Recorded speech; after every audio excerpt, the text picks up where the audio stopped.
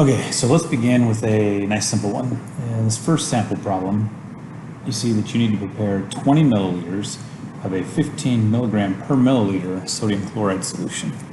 Now, you want to always start with identifying what the basic equation is.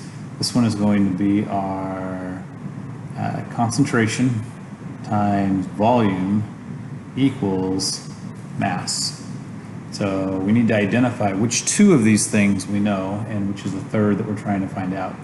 So if you remember, concentration will always be a mass over a volume, which is what we have right here. So our concentration is 15 milligrams per milliliter. Our volume will always be some form of liters, which is what we have right here with our 20 milliliters, and our mass will always be some form of grams, which we don't have here, so that's the one that we're looking for. So we have our concentration times volume equals mass.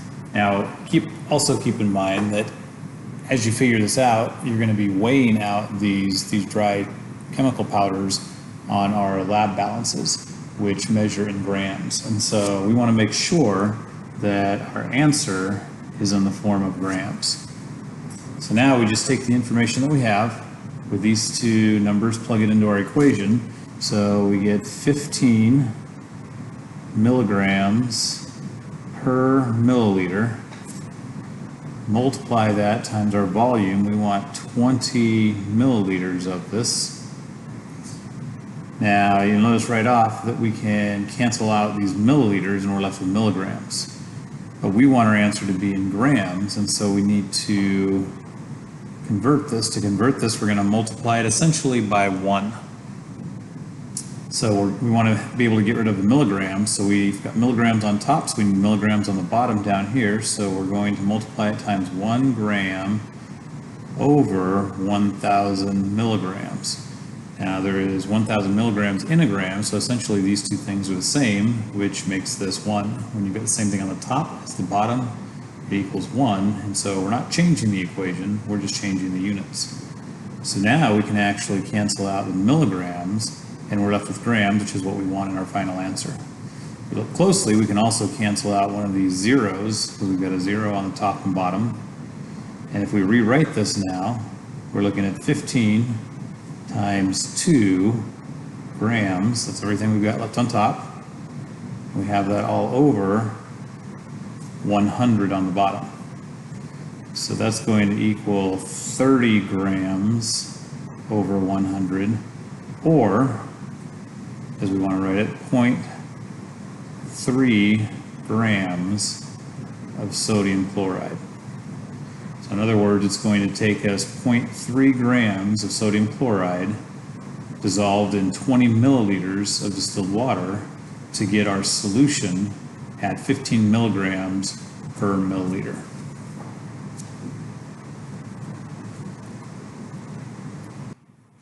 All right, why don't you pause the video here, go back to your Canvas webpage, and try to work the sample problems 2 and 3 on the page that will be just like this, just with different numbers. And then come back to the video and we'll show you another problem.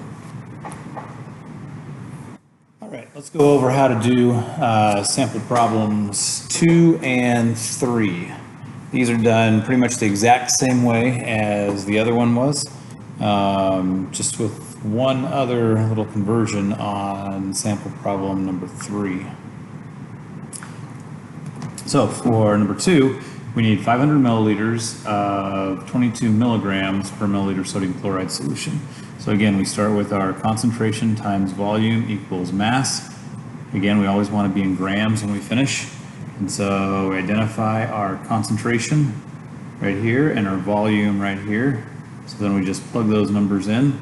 So 22 milligrams per milliliter times 500 milliliters.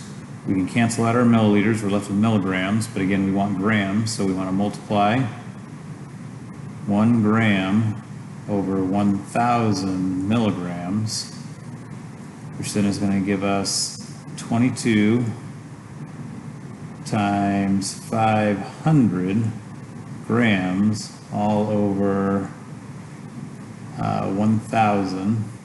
Oh, because we can also cancel these milligrams, forgot about. So we've got 22 times 500 grams over 1,000. Remember, we can easily get rid of these two zeros here, which gives us 22 times 5 grams over 10, which is going to give us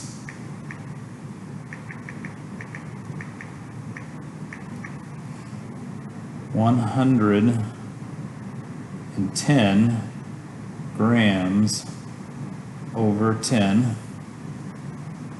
Now notice how cool this one is, that we can get rid of the 0 here and here, which then is going to give us 11 grams of sodium chloride that we need to mix up our 500 milliliters of 22 milligrams per milliliter. All right, for number 3, we're going to be dealing with a different unit here. We're dealing with liters instead of milliliters in volume. So we do it the exact same way. So concentration times volume equals mass. Again, we're always looking for grams. So we've got our concentration here, our volume here. So we've got 45 milligrams per milliliter. And we're going to multiply that times our volume, which is 1.5 liters. So now if you notice on this one, we can't cancel anything out yet, and we don't have grams in there. And so the first thing we want to do is do a few conversions so that we can get to our grams. So first, let's get rid of our milliliters that we've done before. So we've got milliliters on the bottom and liters on the top. All we need to do is multiply this with 1,000 milliliters on the top and 1 liter on the bottom. Because we've got this on the top and this on the bottom, those can cancel out, and same thing with the liters. And because we have 1,000 milliliters in 1 liter, it's just multiplying it times 1. So let's cancel those out, and we're left with the units of milligrams. Now we want to convert that to grams, and so we want to multiply 1 gram over 1,000 milligrams. That allows us to cancel that out and this out, which then gives us our grams. Now, if you look closely, you'll notice we also have 1,000 down here and 1,000 up here. And so that allows us to just cancel those out, which means when we rewrite this, we have 45 times 1.5 grams. And we've got nothing on the bottom.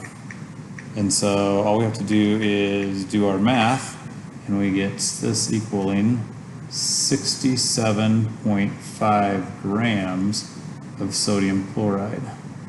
Chloride. But that means if we want to make 1.5 liters at this concentration, we're going to need 67.5 grams of sodium chloride to mix in with our 1.5 liters.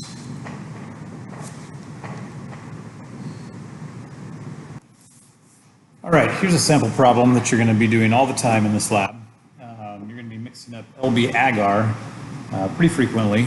And so let's give you one of these. So in this problem, you're going to need to prepare 60 milliliters of LB agar.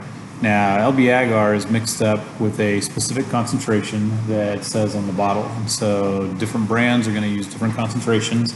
And so what we're going to do is we're going to take a look at, here's one of the bottles of LB agar.